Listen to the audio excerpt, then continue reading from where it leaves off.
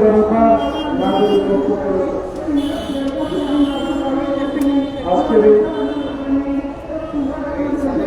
এই দিনে বাংলাদেশের সমসাময়িক হিসাবে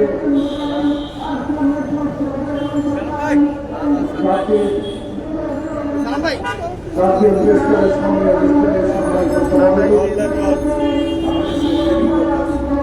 আমাদের প্রান্ত প্রিয় সহসা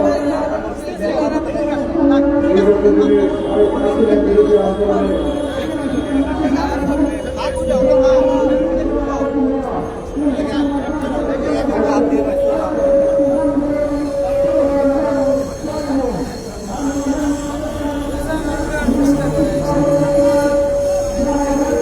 আপনাদের কথা আমি বলে দেব একটু প্লিজ পাঁচটা মিনিট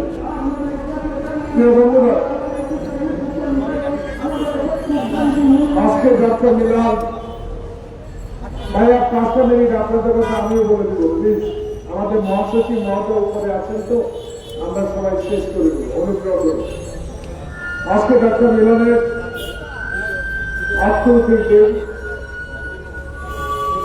সেদিন মিলনের স্বপ্ন ছিল বাংলাদেশের স্বৈরাচার বাংলাদেশে এমন একটি গণতন্ত্র প্রতিষ্ঠা হবে এমন একটি ভোটাধিকার মধ্য দিয়ে জনগণ তার নির্বাচিত প্রতিনিধি নির্বাচিত করতে পারবেন সেই মানুষের হিসেবে এরশাদের রক্ত চক্ষু এড়ে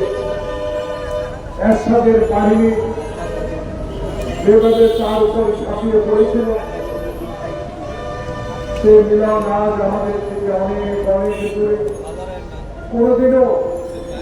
পশ্চিম কালোয়ার মিলনকে আমরা পাবো না কিন্তু মিলনের পৃথিবী জড়িত বাংলাদেশে আজও আমরা যারা রাজনৈতিক কর্মী যারা সমাজ কর্মী যারা বাংলাদেশের স্বাধীনতার যুদ্ধে অংশগ্রহণ করে বাংলাদেশকে স্বপ্ন দেখিয়েছিলাম জনগণকে আপনাদেরকে আমরা সুখে রাখবো আপনাদেরকে আমরা শান্তিতে রাখবো আপনাদের ভোটাধিকার নিশ্চিত করব বাংলাদেশের সাংবিধানিক প্রতিষ্ঠানগুলো আর ধ্বংস হতে দেব না বাংলাদেশে আর কোনদিনও সামরিক শাসন যাতে না আসে সেই ব্যবস্থা করার জন্য আত্মতি দিয়েছিল ডাক্তার মিলন আজকে এই দিনে আমরা আমার কাছে এই জোহরের নামাজের আগে আমার বন্ধু বিএনপির সাহসী শ্রমিক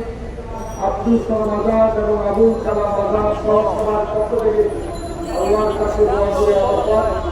যেভাবে তুমি 5ই আগস্টের রাত থেকে আন্দোলন করে বাংলাদেশের মানুষের অধিকার প্রতিষ্ঠার সামনে যারা আত্মহত্যা দিয়েছিল প্রদর্শন আন্দোলনে তাদেরকে জানলে তুমি আল্লাহর দরবারে বেহেশতবাসী করবা ডাক্তার মিলনকে যেন তুমি আল্লাহ বেহেশত নসিব করে দোয়া করে আমি কয়েকটা কথা বলে আমাদের বক্তব্য শেষ করবো কারণ আমাদের সংগ্রামী মহাসচিব আজকে মিলন হত্যা দিবসের প্রেস ক্লাবের দোতলায় একটি বড় গুরুত্বপূর্ণ বক্তব্য রাখবেন আমার মিডিয়া ভাইরা সেখানে যাবেন বাংলাদেশের সাম্প্রতিক বিষয় নিয়ে সংগ্রামী মহাসচিব আমাদের দলের ভারপ্রাপ্ত চেয়ারম্যান তারেক রহমান যিনি 8,500 কিলোমিটার দূর থেকে বাংলাদেশের মানুষকে অধিকার প্রতিষ্ঠার সংগ্রামে সবসময় আত্মনিয়োগ করেছিলেন সেই আমাদের মহান নেতা তারেক রহমানের পক্ষ থেকে অনেকগুলো কথা বলবেন সেই কথাগুলো জনগণের কাছে পৌঁছে দেবে এই জন্য সাম্প্রতিক বিষয় আসছে গত 2 দিন আমি টেলিভিশন খুললেই দেখি পত্রিকায় খুলে দেখি এই শব্দটার পরে অর্থ আমি কোনদিনও জানবার চেষ্টা করি না কারণ আমি একজন রাজনৈতিক কর্মী আমি খালি পায়ে যুদ্ধ করে বাংলাদেশের স্বাধীনতা অর্জন করার একজন সাহসী হিসেবে আমি বাংলাদেশের সকল রাজনৈতিক আন্দোলনে রাজপথে থাকা একজন সাহসী সৈনিক হিসেবে নিজকে পরিচয় দিতে গর্ববোধ করি আমি আরো গর্ববোধ করি বাংলাদেশের জাতীয়তাবাদী শক্তির মহান নেতা সেই প্রেসিডেন্ট জিয়াউর রহমান কেউই ছিলেন না কাউকে খুঁজে পাওয়া যায়নি যারা দাবি করেছিল তাদের বাবার দেশ, যারা দাবি করেছিল যারা মুক্তিযুদ্ধের সপক্ষের দল, তারাও সেদিন বাংলাদেশে স্বাধীনতা ঘোষণা করার সাহস পান নাই। আমার নেতা মেজর জিয়া সেদিন 1971 সালের 25 মার্চ সকাল কিছু মনোযোগ বাংলার 6.5 কোটি মানুষকে স্বাধীনতা অর্জনের জন্য স্বাধীনতা ঘোষণা করেছিলেন। সেই স্বাধীনতা ঘোষণাকারী দল বিএনপির একজন রাজনৈতিক কর্মী হিসাবে আমি জানতে চাই এবং বলতে চাই, জনগণ কালকে থেকে বলা শুরু করেছে এই সকল ষড়যন্ত্রই শেখ হাসিনা হিন্দুস্তান থেকে বসে বসে করা শুরু করেছে। প্রিয় বন্ধুরা, যে ব্যক্তি বাংলাদেশের মানুষকে মানুষ হিসাবে গণ্য করতেন না, বাংলাদেশের কিসের গণতন্ত্র, তার বাবা যেমন বলেছিল কোথায় সিরাজ শিকদার, তার বাবা জানলে 1 মিনিটে বাংলাদেশের সকল সংবিধানকে তছনছ করে দিয়ে বাকশাল কায়েম করেছিল, তার সেই শেখ মুজিবের কন্যা শেখ হাসিনা 16 বছরে মানুষের বুকের উপর দাঁড়িয়ে সেদিন চিৎকার করে বলেছে আমার বাবার দেশ। সেই শেখ হাসিনা এখন বাংলাদেশে নাই প্রিয় ভাইরা, কিন্তু বাংলাদেশে আবারও তার তার লোকজন ষড়যন্ত্র শুরু করেছে। সামান্য একটা বিষয় নিয়ে আজকে আমার একটা বন্ধুকে প্রাণ দিতে রয়েছে, আমি জানি না আজকে বাংলাদেশের কিছু সংখ্যক লোক এই বিষয়টিকে গুরুত্ব দিয়ে বাংলাদেশে অস্তিত্বতা সৃষ্টির কাজ করছে। আমার বন্ধুদের ভারত কিসের ইঙ্গিত, কিসের আলামত, সেদিন তো দেখি নাই যেদিন আমাদের মানুষকে হত্যা করে তার কথায় ছুঁড়ে রেখেছিলেন। প্রতিদিন যখন মানুষকে হত্যা করে বাংলাদেশে লাশ ফেলে দিচ্ছেন, বর্ডারে অশান্তি,